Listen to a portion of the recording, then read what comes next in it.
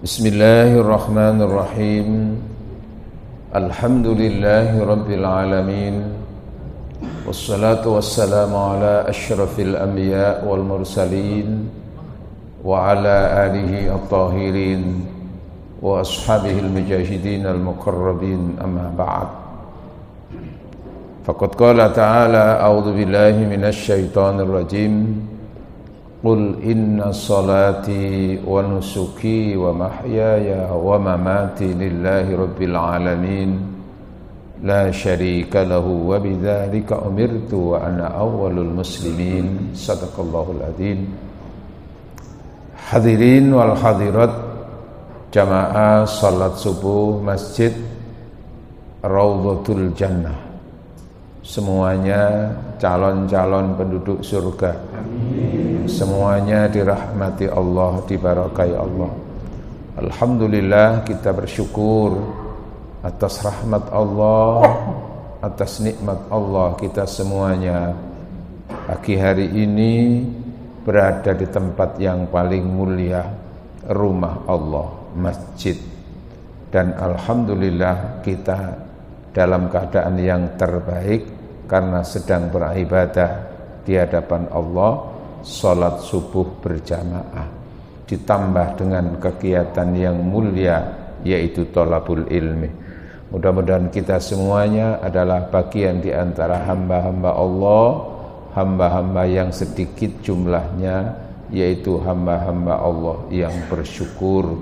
Wa qalilum min ibadiyasy syakur, sedikit di antara hambaku itu yang benar-benar bersyukur. Maka insya Allah kitalah orang-orang yang bersyukur, orang-orang yang terbaik, orang-orang yang pilihan Allah Subhanahu wa ta'ala. Hadirin, nilai muslim, nilai seorang muslim antara kesalehan individu dan kesalehan sosial. Jelas nggih? Nilai seorang muslim antara kesalehan individu dan kesalehan sosial. Hadirin yang dirahmati oleh Allah, nilai seorang muslim itu ditentukan oleh amal ibadahnya. Amal ibadah seseorang itulah yang akan menentukan derajat, tingkat kemuliaan atau kehinaan seseorang di hadapan Allah dan di hadapan sesama manusia. Hadirin yang dirahmati oleh Allah, terkait dengan tema ini kita bisa mengambil pelajaran dari peristiwa ibadah kurban yang berjalan 1 minggu yang lalu gitu. Di surat As-Saffat ayat 108 Allah menyatakan, wa tarakna alaihi fil akhirin. Sadaqallahul adzim. Wa tarakna, dan aku tinggalkan, dan aku wariskan. Apa yang ditinggalkan itu? Peristiwa penyembelihan Ismail, peristiwa pengorbanan Ibrahim, fil akhirin, untuk umat yang akhir. Umat yang akhir itu siapa? Umat yang paling akhir adalah umatnya Nabi Muhammad. Kita ini umat yang terakhir karena sudah tidak ada nabi-nabi yang lain. Kecuali kalaupun ada nabi, nabi palsu. Ngaku-ngaku tadi nabi, bahkan ono sing ngaku tadi Nabi Isa. Ya. Subhanallah. Pun. Nah, maka syariat ibadah kurban itu berlaku untuk umat Nabi Muhammad, untuk kita sampai sekarang. Pun. Dan insya Allah di masjid ini telah melaksanakan sunnah kurban itu, dan insya Allah jumlahnya ya akeh nggih. Pinten? 24 sapi, belum kambingnya ya Allah. Maka itu bagian dari syariat, walaupun hukumnya sunnah, tidak wajib, tapi berjalan sampai sekarang. Namun yang terpenting lagi di samping syariat dalam arti melaksanakan kurban, lalu menyisihkan rizki untuk dibelikan kambing atau sapi, atau dengan cara mandiri atau kemungkinan patungan. Kita tidak bicarakan tentang mandiri atau patungan. Menyisihkan rizki untuk dibelikan kambing, itu syariat secara lahiriah. Tapi yang terpenting lagi adalah falsafah, pelajaran dan makna di balik ibadah kurban, itu yang penting. Watarokna itu bukan semata-mata dilaksanakan syariat kurban itu, tapi ada apa di balik peristiwa kurban itu.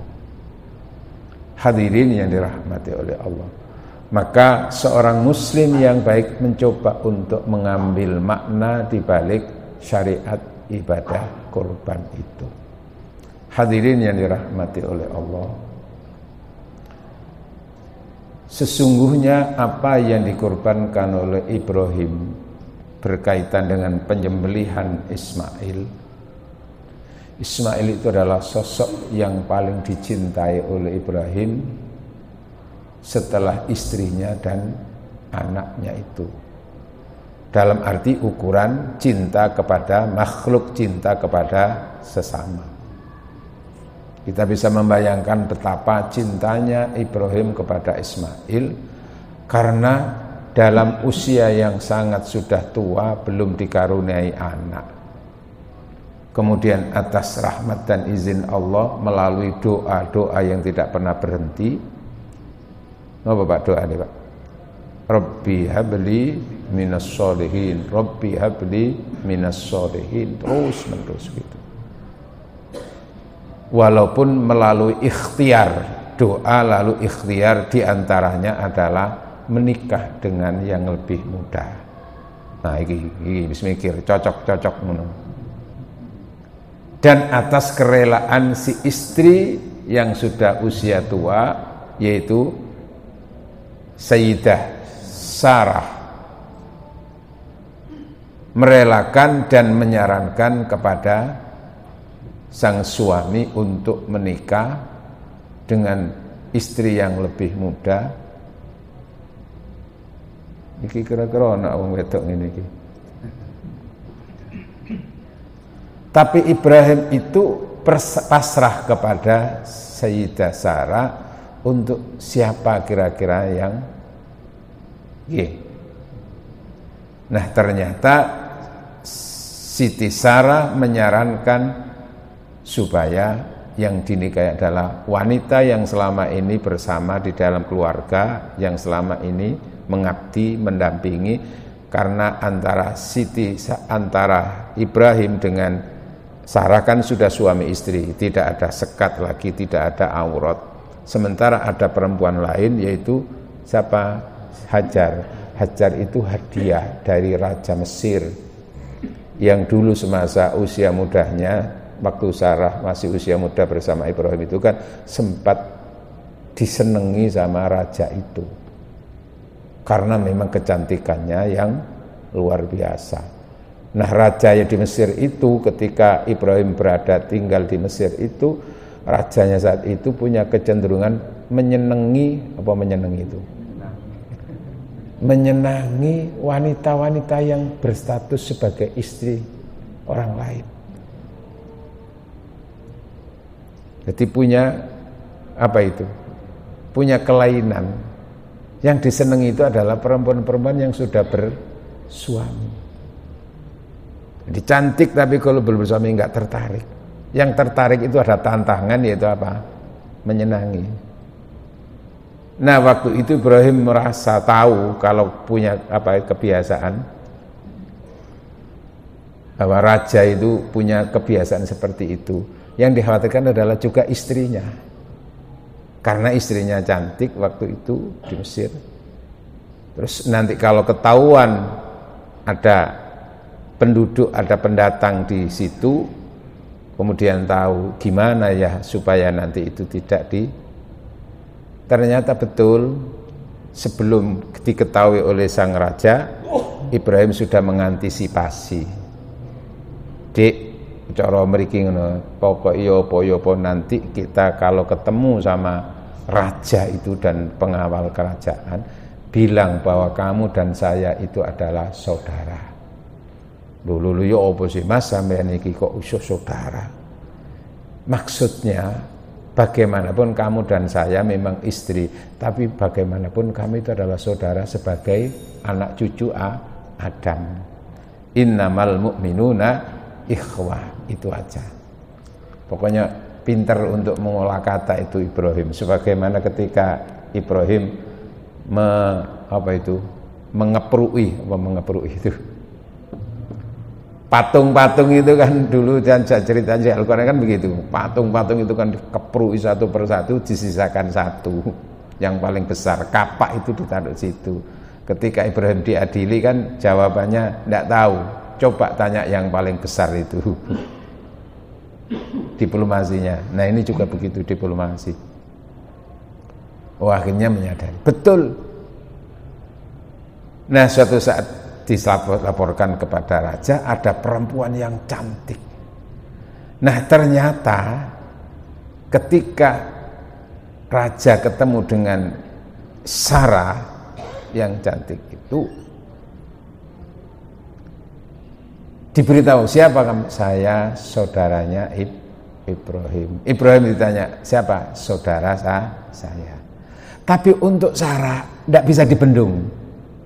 Walaupun punya kebiasaan menyenangi seorang perempuan yang sudah bersuami, tapi untuk Sarah tidak peduli, tetap senang gitu loh. Walaupun dikatakan itu saudara, tetap senang. Maka dipaksa tetap ia harus direlakan untuk diperistri atau diapalah itu, jadikan selir atau apa begitu. Maka Siti Sarah menangis dan menangis memohon kepada Allah supaya dijauhkan dari perbuatan laknat si raja tadi itu. Berdoa dan berdoa. Maka ketika raja itu mendekati Siti Sarah, kebiasaan orang Jawa kan Sayyidati menjadi Siti, Sayyidati menjadi tipek sing cedek-cedek. Sayyidati Sarah menjadi Siti, ya tidak apa-apa. Ketika datang itu ketika mau melakukan itu ditampar sama itu, spontan saat itu langsung tiba-tiba sakit raja itu, lumpuh, sembarangan lumpuh Pak. Wah ini wanita mengakui ini kalau punya kehebatan itu Sarah itu, sampai lumpuh-lumpuh terus minta maaf supaya didoakan supaya enggak lumpuh. Sembarangan lumpuh Pak, gak iso lapo-lapo. Didoakan. Waras Pak. Maneh ngono maneh. Sampai 3 kali terus ampun dia tidak mengulangi lagi untuk akhirnya tetap Sarah itu tidak terjamah oleh. Nah, akibat itu ada kekaguman. Minta maaf itu, lalu Ibrahim itu diberi hadiah oleh raja tadi itu sebuah wilayah tanah tertentu dikuasakan kepada, dan disitulah Ibrahim punya kekayaan yang luar biasa bersama Sarah. Berjalan, tetapi yaitu sampai sempat ada ucapan pernyataan ketika Ibrahim itu kaya raya, terus punya kambing ribuan, punya domba itu sampai dikorbankan itu, kalau sampai mengorbankan itu ribuan. Dan kemudian ketika ditanya, Ibrahim sama luar biasa, iya, jangankan hanya urusan kambing, kalaupun saya punya anak dan itu memang harus dikorbankan, siap itu. Betul Pak. Nah itu dalam jangka sekian tahun itu terjadi Pak.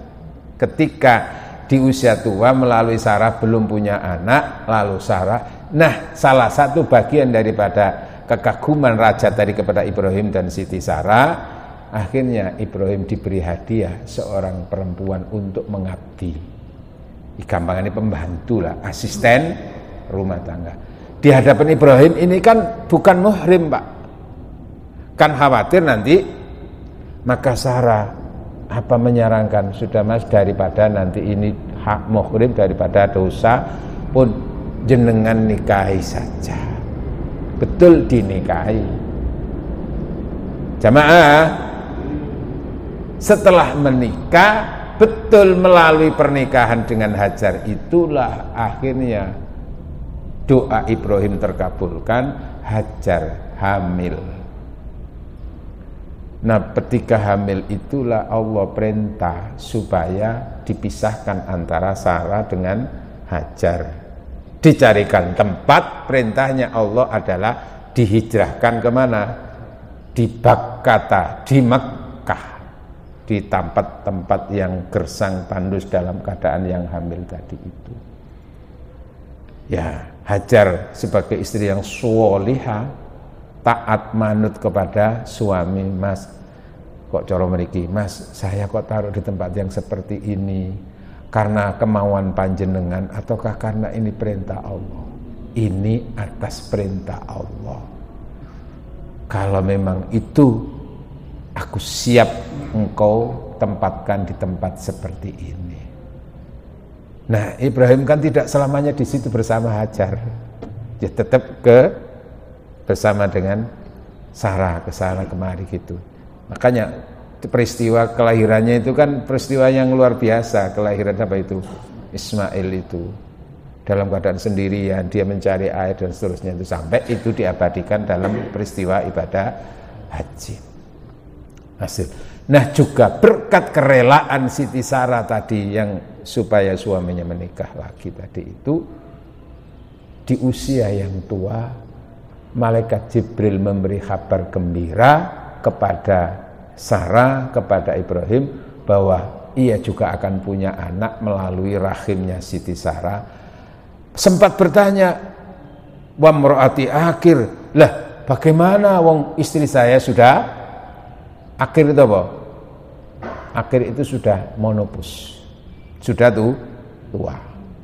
Kalau untuk ukuran umum pun di Indonesia itu rata-rata usia monopus itu usia berapa, Pak? 50 ke atas nih, 50, 55 gitu mungkin ke atas itu. Ini wong lanang itu gak iso monopus, Pak. Sampai 70 iku dituki arek wedok sing umur 20, 30 ngono ya iso asean, Pak. Kayak Ahmad Albar itu, Pak, ya. Halo. Wong lanang gak setua, Pak. Nah, di usia tua itu Allah memberikan anugerah melalui Sarah juga hamil dan melahirkan seseorang yang kelak menjadi nabi, yaitu diberi nama Ishaq. Jadi Ismail lebih tua. Nah, kepada Ismail tentu digambarkan betapa luar biasanya cinta Ibrahim kepada Ismail itu. Kita bicara dari sisi Ismail, Pak. Cinta, betul. Maka Allah melihat rupanya cintanya Ibrahim ini sudah mulai terbagi nih. Nah, Allah menggoda, Allah menguji seberapa cintanya Ibrahim kepada anaknya, yang itu adalah anugerah Allah tadi itu, dan seberapa dia masih cinta kepada Allah yang memberinya anak itu. Di antaranya dengan diuji supaya Ibrahim menyembelih sang putranya. Cintanya luar biasa, tapi harus dikorbankan, Pak. Hadirin yang dirahmati oleh Allah, ini untuk menguji seberapa ketaatan Ibrahim kepada Allah, kesolehan individu Ibrahim dengan Allah melalui siap melaksanakan perintah apapun, walaupun dari sisi tertentu dia sebetulnya kehilangan dengan sesuatu yang harus dicintainya. Dan sebagaimana ikrar Ibrahim di dalam surat Al-An'am, dia diabadikan di surat Al-An'am ayat 162. A'udzubillahi minasyaitonirrajim. Kul inna salati wa nusuki wa mahyaya wa mamati lillahi rabbil alamin la syarika lahu wa bidzalika umirtu wa ana awwalul muslimin. Katakan, salatku, wa nusuki, ibadah-ibadahku, nusuk, wa mahyaya, hidupku, wa mamati, dan matiku, lillah, aku persembahkan semuanya itu untuk Allah. Aku pasrahkan semuanya untuk Allah. Ini kan bagian ikrar cinta, Pak. Cinta kepada Allah yang luar biasa. Sebagaimana kita pun mungkin sempat ikrar di depan orang yang kita cintai. Ya, biasanya terungkap melalui kata-kata yang indah saat mungkin pacaran untuk meyakinkan itu. Percayalah dikau kepadaku, Dik. Hidupku di dunia itu hanya satu yang aku cintai. Tak akan bisa mencintai siapapun. Beras putih, berat sekati, bilik kecil, tampaian, simpanan kain. Percayalah hanya adik pilihan hati, tak akan berpaling pada yang lain. Ngono, Pak. Mas merah intan baiduri, kapur barus di dalam peti. Tidak bertemu adik setengah hari, rasanya rindu setengah mati. Anak lebah bermain di rawa, ikan sepat di dalam karang. Rasanya badan tidak bernyawa sebelum mendapatkan dirimu seorang. Ngono, Pak. Apapun yang aku miliki adalah untukmu dan untukmu, kan begitu ya? Nah, itu bagian daripada ungkapan cinta, tapi itu gombalisasi dalam cinta. Walaupun nanti kenyataannya ketika sudah keturutan, kadang-kadang ya gak ngono, Pak. Begini, betul? Nah, ini ikrar di hadapan Allah itu dibuktikan Ibrahim. Di antaranya adalah apa? Apapun yang dirinya itu untuk Allah. Salah satu ujiannya untuk membuktikan seberapa cintanya kepada Allahnya dan cintanya kepada pemberian Allah, dikongkon mengorbankan yang dicintainya itu, Pak. Subhanallah. Falamma aslama wa tallahu lil jabin, ketika keduanya sudah siap berserah diri terhadap apa yang diperintahkan oleh Allah, wa tallahu lil jabin, dan menterlantangkan Ismail untuk disembelih. Ketika menggerakkan apa ini? Pedang, gelati apa pedang, Pak ya? Untuk memotong leher. Itu berkali-kali enggak bisa. Subhanallah. Lalu Allah wa nadainahu, dan kami memanggilnya. Qad ayya Ibrahim qad saddaqta ru'ya, kamu betul-betul telah membuktikan mimpi apa? Mimpi untuk menyembelih itu. Betul-betul kamu sudah membuktikan ujian itu kamu laksanakan. Inna hadza lahuwal bala'ul mubin, itu adalah ujian yang nyata itu. Kenapa? Mengorbankan sesuatu yang paling dicintainya. Itu berat. Maka Allah tidak rela, akhirnya wafadainahu bidzibhin adzim, dan aku ganti, ya, aku ganti Ismail itu dengan bidzibhin adzim, dengan sembelihan yang azim. Itu agung, sembelihan yang agung, dimaknai sembelihan yang gemuk, kipas yang gemuk. Tapi kenapa menggunakan kata-kata ini? Karena menggambarkan kemuliaannya binatang itu yang disembelih itu, proses tadi itu. Cerita itulah watarokna alaihi fil akhirin. Hadirin, sesungguhnya Ismail itu sosok gambaran dari sesuatu yang kita cintai yang diberikan oleh Allah. Sesuatu yang kita senangi yang diberikan oleh Allah. Maka pada saat tertentu ketika seseorang itu berkaitan dengan apa yang disenangi, lalu berkaitan dengan apa yang dipanggil oleh Allah saat itu, apa yang diinginkan oleh Allah saat itu, seberapa kita akan bisa menimbang, mengalahkan urusan Allah atau mengalahkan urusan yang kita cintai itu. Maka Ismail itu personifikasi dari sesuatu yang kita, gambaran dari sesuatu yang kita cintai di dunia ini. Suatu saat pasti sesuatu yang kita cintai itu akan pasti berpisah dengan kita. Baik berpisah dengan kita secara sukarela atau karena terpaksa. Seperti Apa suatu saat kita pun harus berpisah dengan orang-orang yang kita cintai, diwafatkan oleh Allah. Itu kan dengan terpaksa kita harus merelakan. Inna lillahi wa inna ilaihi raji'un. Terpaksa. Ada yang diberi pilihan, ayo kamu mau tetap mempertahankan kita ataukah ini. Seperti ketika kita senang terhadap sesuatu hiburan, seperti senang kita melihat sepak bola. Jenengan kita masuk senang sih ndelok sepak bola, Pak. Pada saat sepak bola ini karena siaran dari luar negeri kan waktunya nggak bisa diaturkan apa, ketika sedang seru-serunya babak kedua sepak bola lalu adzan, lalu apalagi yang dilihat itu adalah apa, klub kesayangannya untuk Indonesia apa, Persibaya, untuk Indonesia dalam negeri Indonesia Timnas, untuk luar negeri antara Chelsea, antara apa Manchester City apa Manchester United, woi semuanya. Kalau di Eropa antara apa Real Madrid atau Barcelona, ngoten nggih. Kesayangannya bermain. Terus krungu adzan, Pak. Allahu Akbar, Allahu Akbar. Ya apa Pak kira-kira? Ditinggal apa gak kira-kira? Nah, ini loh apa? Aplikasi pelaksanaan dari inna sholati wa nusuki wa mahyaya wa mamati. Seberapa kita merelakan kesenangan-kesenangan itu dalam rangka untuk apa? Menghadap apa? Dalam rangka untuk memenuhi panggilan dan undangan Allah. Karena itu seperti sholat itu kan didahului dengan azan. Nah, di dalam Al-Quran itu tidak disebut dengan kata-kata azan, tapi apa? Nada. Idza nudiya lis-shalah, jika dipanggil untuk sholat. Konsekuensi panggilan itu kan datang, Pak. Kan gitu toh, Pak. Bukan hanya sekedar pemberitahuan. Oh, pemberitahuan waktu ini sholat. Beda, Pak.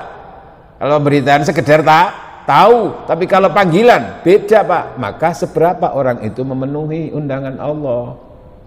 Sehingga di situ kriteria kesolehan seorang mukmin itu dia juga melalui sholat, kesadaran sholatnya itu. Di surat Al-Anfal ayat 2 Allah menyatakan innamal mu'minuna alladzina idza dzukirallahu wajilat qulubuhum wa idza tuliyat alaihim ayatu zadathum imana wa ala rabbihim yatawakkalun. Sadaqallahul adzim. Sesungguhnya orang beriman yang ideal, yang dikehendaki oleh Allah, yang betul-betul memiliki rasa cinta kepada Allah itu dilihat ketika nama Allah diperdengarkan. Maka ketika mendengar bukan sekedar mendengar, ada respon setelah dari telinga. Responnya kepada apa? Hati, Pak, rasa, wajilat qulubuhum. Ada respon, ada getaran, merasa dipanggil oleh Allah. Nah, orang merespon panggilan itu kayak apa responnya? Kan tergantung bagaimana hatinya kepada yang memanggil. Kalau yang memanggil itu orang yang dibenci, kalau dalam ukuran sesama manusia, kok dengar suaranya dan orang yang didengar itu suaranya orang yang dibenci, maka mendengarkan suaranya itu seperti apa? Kuping iki rasane tutup telinga itu, krungu suaranya itu suara apa itu. Kenapa? Karena benci, Pak. Tapi kalau orangnya biasa-biasa, ya dengar gitu aja, responnya biasa, Pak. Tapi kalau orang itu ada rasa ketertarikan dan cinta kepada yang didengar tadi itu, tentu beda maknanya. Responnya itu seperti ada dua perempuan di depan seorang laki-laki, perempuan tiga. Satu itu perempuan yang tidak dibenci, satunya perempuan yang biasa-biasa, satunya perempuan yang istimewa di depannya.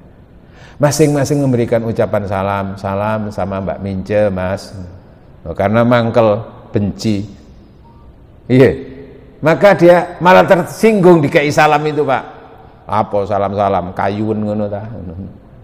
apa kemayu.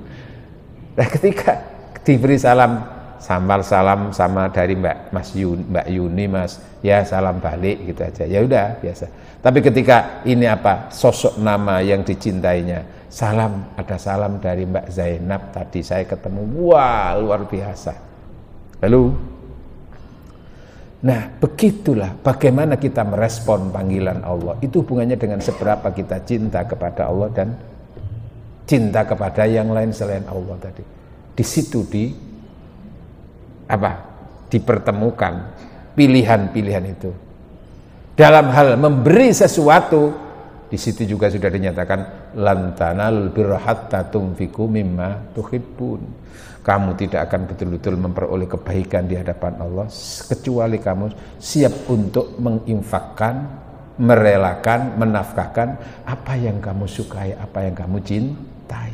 Ini hubungannya dengan kesalihan di hadapan Allah. Oke? Bagian daripada apa?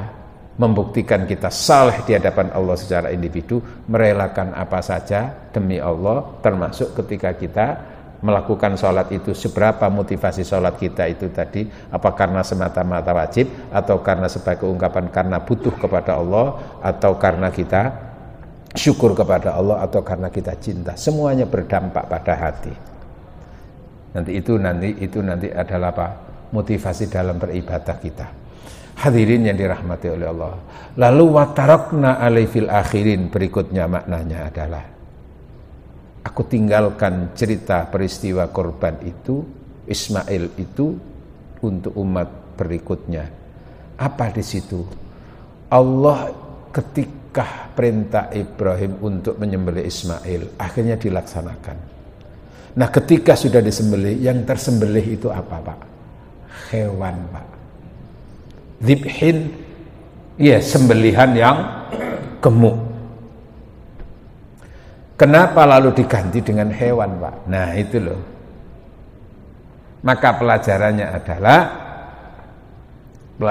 adalah sesungguhnya Allah ketika perintah Ibrahim untuk menyembelih Ismail itu bukan karena Allah ingin supaya Ismail itu disembelih, Pak. Dan bukan karena supaya Ibrahim itu menyembelih Ismail, enggak, Pak.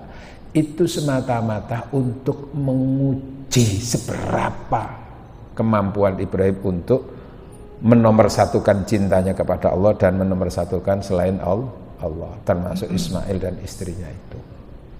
Ujian-ujian kan sudah dilaksanakan itu, merelakan apa meninggalkan apa wilayah yang dicintainya itu, kemudian menempatkan istrinya di tempat itu dalam keadaan kesendirian, tidak didampingi setiap saat, Pak. Ini kan juga kerelaan, Pak.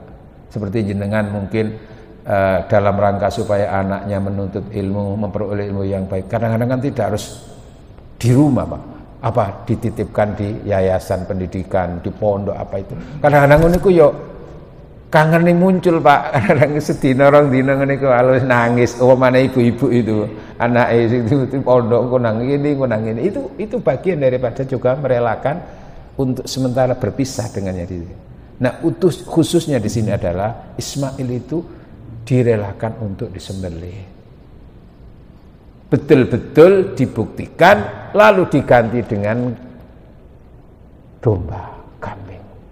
Kenapa? Ada makna, Pak, bahwa sesungguhnya dalam diri manusia itu ada sifat-sifat kebinatangan, Pak. Maka Ismail disembelih diganti dengan domba itu, sesungguhnya Allah tidak menginginkan Ismail itu untuk disembelih, tapi lalu diganti dengan dalam diri manusia itu ada sifat-sifat malaikatnya, ada sifat-sifat kemanusiaannya, ada sifat-sifat kebinatangannya. Maka sesungguhnya jika kamu ingin mulia di hadapan Allah, sifat-sifat kebinatangan dalam diri manusia itulah yang mestinya harus dikorbankan. Apa sifat binatang itu, Pak? Binatang itu melakukan sesuatu atau tidak itu ukurannya naluri, Pak. Ukurannya suka apa tidak suka. Ukurannya nafsu, Pak. Nah, nafsu itu cenderung liar Pak, tidak pakai ada aturan Pak, tidak pakai ada yang namanya binatang itu pakai ada halal haram. Iku pakai jeraganmu, pokok gak pakai jeraganmu, gak peduli pokoknya esok kono pangan ya pangan gitu kan. Nggak ada kendali Pak, nggak ada aturan. Nah kadang-kadang manusia itu dari sisi sifat kebinatangan itu begitu cenderung ingin apa yang diinginkan, cenderung apa yang dinafsui, apa yang disyahwati Pak. Itulah barangkali dunia bebas, termasuk syahwat kepada lawan jenis, kan gitu Pak. Kalau di dalam Islam itu kan dibingkai Pak, ditata, diatur. Bagaimana kalau kita suka sama lawan jenis, bagaimana kalau kita bersyahwat kepada lawan jenis, itu ditata melalui syariat, yaitu ada perkawinan, pernikahan. Lah untuk dunia binatang apa ada Pak? Pernikahan antara kambing dengan kambing itu. Sopo wali ini ndak ono. Wis pokoke. Makanya kalau orang itu melampiaskan nafsu syahwatnya kepada perempuan tanpa aturan dari Islam, lalu ia kumpul bersama satu laki perempuan dengan laki-laki satu rumah, nggak tanpa adanya pernikahan, maka orang sering menyebut dengan istilah kumpul kebo. Kenapa? Karena itu dunia binatang Pak.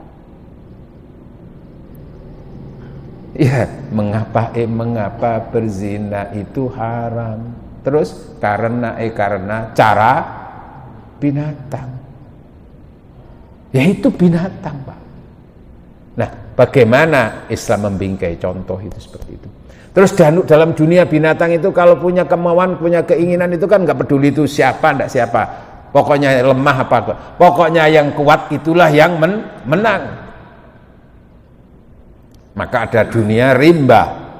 Siapa raja hutan itu? Singa, karena dia yang dianggap binatang yang paling perkasa, paling kuat. Walaupun juga suatu saat ada kekalahannya dari binatang yang lemah, kena racunnya, mungkin ular piton atau apa itu kan gitu tuh. Tapi nah dalam kehidupan sehari-hari kan kadang-kadang muncul yang kuat itu mencengkram yang begitu ingin berkuasa, maka kalau perlu itu membungi, hanguskan yang menghalangi. Contohnya adalah yang terjadi itu adalah Israel itu sosok pemimpin Israel adalah sosok manusia-manusia biadab, manusia-manusia yang tidak berperi kemanusiaan. Kenapa? Karena dalam rangka untuk melebarkan kekuasaan wilayah tanahnya, bagaimana dia tidak peduli apakah itu Islam atau tidak Islam, pokoknya di situ dihabisi semuanya. Binatang itu Pak. Makanya itu presidennya itu, Perdana Menteri apa itu? Netanyahu itu udah dilaknat oleh dunia. Tapi ya karena di backup oleh tadi negara-negara adidaya, sudah di situ. Dunia binatang. Dalam kehidupan sehari-hari kita banyak dengan model-model orang yang berperilaku seperti binatang Pak. Jadi menomorsatukan, memunculkan nafsu kebinatangannya, lalu menista kemanusiaan. Contoh kasus yang terjadi Pak, manusia membunuh sesama manusia karena emosi, karena nafsu.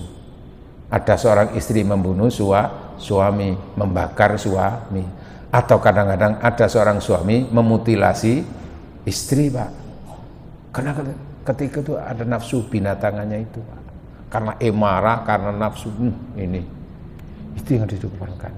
Bahkan yang ironi karena jaringan daripada narkoba, lalu salah satu yang tahu jaringan itu adalah keluarganya sendiri, supaya bagaimana terungkap, maka juga rela untuk membunuh bagian daripada orang-orang yang nanti membahayakan itu anaknya sendiri. Tapi yang lebih ngeri Pak, bagaimana supaya tidak diketahui, ada istilah kambing hitam Pak ya, orang-orang yang nggak terlibat tapi disuruh mengaku supaya dialah melakukan pembunuhan dengan cara disiksa dan seterusnya. Ini luar biasa Pak, binatang Pak itu Pak, sifat-sifat kebinatangan itu.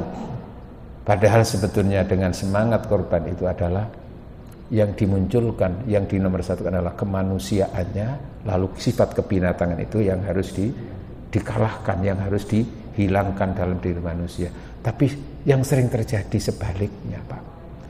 Yang dinomorsatukan adalah sifat kebinatangannya itu, dikorbankan kemanusiaan itu. Maka kalau dalam urusan makan memakan, Pak, kalau tadi urusan syahwat, Pak, nafsu, memakan itu ada istilah orang itu tingkatannya, hari ini apa ada yang dimakan ya? Nggih, mencari-cari dulu. Ada tingkatan kita mungkin hari ini makan apa ya? Iki sarapan opo ngono lak isih, Pak ya. Termasuk ndok kene lak pilihan, Pak ya. Engko kira-kira sarapan apa iki, Pak? Tapi kan halal, Pak. Gitu kan? Oh, soto, oh, rawon, oh, pecel, terserah. Kalau yang pertama tadi kan apa ada yang dimakan hari ini ya, kita cari-cari dulu. Tapi nanti ada tingkatan yang ketiga itu apa? Hari ini makan siapa? Ngerti, Pak? Untuk bagaimana dia mencapai yang ditargetkan, apa yang dicita-citakan, kalau perlu itu mengorbankan siapa gitu loh, Pak. Memakan siapa itu. Dalam dunia bisnis itu kan kadang-kadang begitu, Pak. Kalau perlu partner selama ini itu sekiranya harus dihancurkan, apa boleh buat, dihancurkan supaya nanti dia yang berjaya. Nah, maka sesungguhnya semangat yang diajarkan dalam kurban itu adalah bagaimana kita itu menghilangkan nafsu syaitonia, nafsu kebinatangan itu dalam rangka untuk memuliakan sifat-sifat kemanusiaan, memberikan kasih sayang. Irhamu man fil ard, kasih sayangilah orang-orang yang di muka bumi. Orang, tidak hanya orang Islam saja, semuanya rahmatan lil alamin. Yarhamkum man fis sama, maka yang di langit akan mendatangkan kasih sayang kepada kamu. Itulah sebetulnya Islam mengajarkan kita.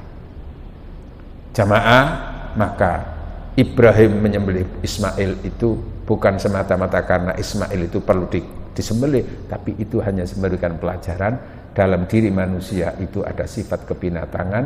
Karena itu Ismail diganti dengan binatang, yang tersembelih adalah binatang, bukan Ismail. Hadirin yang dirahmati Allah, pelajaran berikutnya kan nggak apa-apa, Pak. Watarokna itu di situ maknanya, Pak. Aku tinggalkan cerita itu bukan semata-mata supaya kita berkorban, tapi makna di balik itu. Berikutnya adalah tentang perintah untuk berkorban. Salah satu ayat yang sering kita hafal dan surat kering kita hafal itu apa? Surat yang terpendek. Itu apa, Pak? Inna a'toina kal kautsar fasholli li rabbika wanhar. Inna syani'aka huwal abtar. Apal, Pak ya? Langganan ki, Pak. Apa nih? Salat ijen ikut cepet ya. Kan sudah satu surat itu. Tapi makna itu yang penting juga kita hayati kita. Inna a'tainaka, sesungguhnya kami. Allah, tapi menggunakan kata-kata kami, bukan ini, bukan saya, tapi inna. Kenapa? Karena proses Allah mendatangkan rezeki itu tidak langsung Allah itu datang mendatangkan rezeki, tapi melalui proses makhluknya, Pak. Ada hujan, ada, iya kan? Ada melalui malaikat Jibril, kemudian melalui manusia-manusia yang lain yang bisa mendatangkan rezeki kepada kita. Betul kan kita? Kan kita ingin dapat rezeki, dapat uang kan tidak langsung langit turun gitu kan. Tapi kita melalui apa? Proses usaha, lalu ketemu dengan seseorang itu memberi kesempatan kita untuk bekerja. Itu makanya masuk di situ inna. Cuman semuanya dikendalikan oleh kami. A'toina, telah memberikan kami kepadamu, kepada kamu al-kautsar. Kautsar itu ada yang memaknai telaga Kautsar, nanti dipersiapkan, tapi juga di situ menggambarkan Kautsar itu nikmat yang luar biasa, nikmat yang melimpah, yang saking akeh nggak bisa dihitung. Nah, fasalli, maka syukuri nikmat itu dengan cara pertama secara individu, salat. Maka salat ini adalah personifikasi, gambaran daripada seberapa tingkat kesyukuran seseorang di hadapan Allah. Dan pertama kali nanti yang akan dilihat oleh Allah tentang amal ibadah adalah tentang sholat. Karena itu cerminan dari seberapa orang itu bersyukur atau tidaknya kepada Allah melalui sholat. Maka kita tidak boleh main-main dengan sholat. Sholatnya baik, maka Allah melihat yang lain menjadi mudah. Kan itu ya. Inna awwala ma yuhasabu bihi yaumil qiyamah. Pertama kali yang akan dihitung oleh Allah amal ibadah adalah tentang salat. Fasholli, salatlah. Hubungannya dengan kesalehan individu melalui salat. Terus apa? Wanhar, dan berkorbanlah. Lakukan penyembelihan. Ini berarti apa, Pak? Ibadah korban itu Allah melihat seberapa orang itu rela untuk mengorbankan apa yang ia miliki demi yang lain. Hubungannya dengan kesalehan sosial. Tapi untuk bisa ke sana itu hubungannya dengan Allah menyebut rezeki yang telah diberikan. Berarti apa di situ? Ada makna syukurnya di situ, Pak. Motivasi berkorban itu adalah untuk kita membuktikan kita banyak bersyukur kepada Allah. Nah, orang-orang yang berkorban kan biasanya orang-orang yang punya kelebihan-kelebihan dari kebutuhan utama itu. Walaupun ada orang-orang itu yang sebetulnya karena semangat berkorban, walaupun dia itu pemulung, walaupun dia itu terus kadang-kadang nyisihkan uang untuk bisa berkorban. Sementara sehari-hari sebetulnya juga dia enggak berkelebih-lebihan. Itu ada, Pak, semangat berkorban seperti itu. Syukur. Hubungannya syukur dengan fisik, kesehatan itu melalui sholat. Lalu kesehatan, syukur hubungannya dengan harta kekayaan melalui siap untuk berkorban. Menafkahkan apa yang ia miliki untuk yang wajib keluarga, lalu untuk sosial. Nah, itu bagian dari cinta sosial, kesalehan sosial. Seberapa kamu bisa memberi kepada yang lain. Diungkapkan melalui ibadah syukur kita, dan melalui syukur itu Allah akan memberikan janji ma yaf'alullahu bi'adzabikum in syakartum wa amantum. Sekiranya kamu bersyukur, Allah tidak akan memberikan siksaan dan azab sekaligus kalau kamu bersyukur dan orang yang beriman. Tapi kebalikannya, kalau kamu itu kufur berarti tidak syukur. Wala in kafartum, di surat Ibrahim kan begitu. La in syakartum la azidannakum wa la in kafartum inna adzabi lasyadid. Maka ibadah korban juga hubungannya daripada seberapa syukur kita kepada Allah atas nikmat-nikmat Allah, baik nikmat yang ada dalam diri kita atau nikmat berupa rizki. Alhamdulillah. Nah, termasuk jenengan ini mungkin dari sisi urusan rizki itu sudah dicukupi oleh Allah. Maka terbukti tadi itu setiap korban tidak kurang daripada 30 sapi. Masya Allah, alhamdulillah. Maka berikutnya yang paling penting lagi itu adalah dari cerita Ibrahim Ismail berkorban tadi adalah dari sisi seberapa kita menjadi orang yang baik di hadapan Allah dan seberapa kita baik kepada sesama manusia. Khairun nas amfa'uhum linnas. Sebaik-baik manusia adalah yang paling banyak memberi manfaat kepada sesama manusia. Maka dalam hidup ini kita tidak cukup baik diri kita, tidak cukup keluarga kita, tapi bagaimana kita baik kepada sesama manusia. Surat Ali Imran ayat 112 menyatakan, "Dzuribat 'alaihimud dzillatu aynama thuqifu illa bihablim minallah wa hablim minan nas." Akan ditimpahkan suatu kehinaan kepada mereka semuanya, kecuali mereka yang mampu untuk menjalin komunikasi yang baik dengan Allah, wa hablim minan nas, dan komunikasi yang baik dengan sesama manusia. Komunikasi yang baik itu mempersembahkan sesuatu. Kita mempersembahkan kepentingan-kepentingan kita untuk Allah, lalu kita mempersembahkan kepentingan-kepentingan yang kita cintai untuk sesama manusia. Karena itu kebaikan kita di hadapan Allah itu bukan untuk Allah, tapi untuk kita sendiri, untuk keluarga kita, untuk sosial. Khairun nas anfa'uhum linnas. Maka semangat dari korban adalah sebisa mungkin kita bisa memberi manfaat kepada sesama manusia. Tapi kalaupun kita terbatas tidak mampu memberikan manfaat, minimal bukan menjadi masalah bagi orang lain.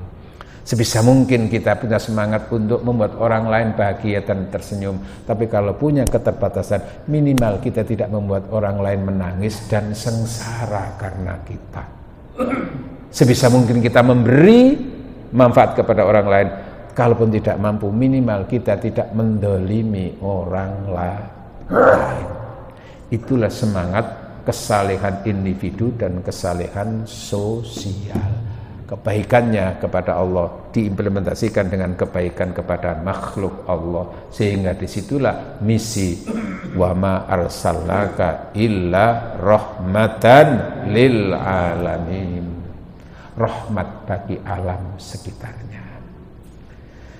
Terasa menyakitkan hidup tanpa seorang kekasih, betul? Kami ucapkan cukup sekian, terima kasih. Tanpa kekasih hidup terasa hampa. Terima kasih, sampai jumpa pada waktu dan gelombang yang sama di pemancar Raudhatul Jannah, kebun surga FM. Ini kan kebun surga, Pak. Bismillahirrahmanirrahim. Mudah-mudahan apa yang kita sampaikan, kami sampaikan tadi senantiasa memberi manfaat bagi kita semua. Mudah-mudahan kita senantiasa disehatkan oleh Allah, dilindungi oleh Allah, dan kita termasuk adalah orang-orang yang mampu menciptakan surga di dunia untuk surga akhirat. Al-Fatihah. A'udzubillahi minasyaitonir rajim. Bismillahirrahmanirrahim. Alhamdulillahirabbil alamin arrahmanir rahim maliki yaumiddin. Bismillahirrahmanirrahim. Alhamdulillah hamdan yuafi wa yukafi mazidah. Ya Rabbana lakal hamdu kama yanbaghi li jalali wajhikal karimi wa 'azimi sultanik. Allahumma shalli wa sallim ala sayyidina Muhammad walhamdulillahirabbil alamin. Allahumma anfa'na bima 'allamtana wa 'allimna ma yanfa'una. Allahumma a'inna ala dzikrika wa syukrika wa husni ibadatik. Allahumma antas salam wa minkas salam wa ilaika yadus salam wa hayyina rabbana bis salam wa adkhilna al jannata darus salam tabarak rabbana wa ta'ala ya dzal jalali wal ikrami rahmatika rahimin. Rabbana atmim lana nuran wa ighfir lana innaka ala kulli syai'in qadir. Rabbana hab lana min azwajina wa dhurriyyatina qurrata a'yun waj'alna lil muttaqina imama. Rabbana ighfir lana wa li walidina warhamhum kama rabbawna shighara. Rabbana atina fid dunya hasanah wa fil akhirati hasanah wa qina adzabannar. Wa sallallahu ala sayyidina Muhammad walhamdulillah rabbil alamin. Subhanakallahumma wa bihamdika asyhadu an la ilaha illa anta astaghfiruka wa atubu ilaik. Wassalamu alaikum warahmatullahi wabarakatuh.